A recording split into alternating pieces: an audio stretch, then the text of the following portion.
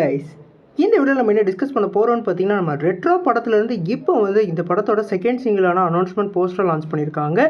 இந்த announcement poster என்ன மாதிரி இம்பாக்ட் கிரியேட் பண்ணியிருக்குன்னு சொல்லிட்டு இந்த வீடியோவில் நம்ம டீட்டெயிலாக டிஸ்கஸ் பண்ணுவோம். அதுக்கு முன்னாடி நீங்கள் இந்த சேனலுக்கு புதுசாக இருந்தால் அந்த சேனலை சப்ஸ்கிரைப் பண்ணி பெல் ஐக்கனோட கிளிக் பண்ணி வச்சுக்கோங்க. வாங்க நம்ம வீடியோக்குள்ளே போகலாம். நம்ம ரெட்ரோ வந்து நம்மளோட கார்த்திக் சுப்ராஜ் டேரக்ஷனாக நம்மளோட சூர்யா அவர்கள் லீடோவில் ப்ளே பண்ணுறாங்க. இந்த படத்தில் ஃபீமேல் லீடாக நம்மளோட பூஜா ஹெட்டே வந்து நடிக்கிறாங்க. இந்த படத்துக்கு மியூசிக் டேரக்டர் நம்மளோட சந்தோஷ் நாராயண் அவர்கள் மியூசிக் பண்ணியிருக்காங்க. இந்த படம் வந்து ஒரு பெரிய எக்ஸ்பெக்டேஷனில் வந்து ரிலீஸ் ஆக போகுது.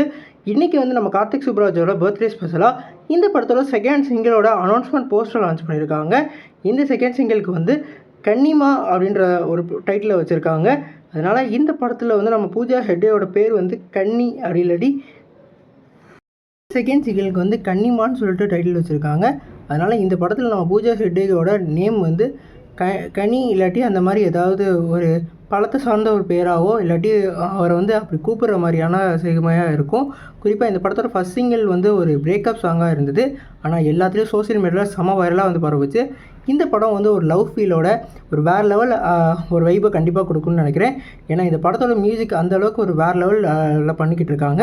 கண்டிப்பாக இந்த சிங்கிள் எல்லாருக்கும் பிடிக்கும்னு நம்புவோம்.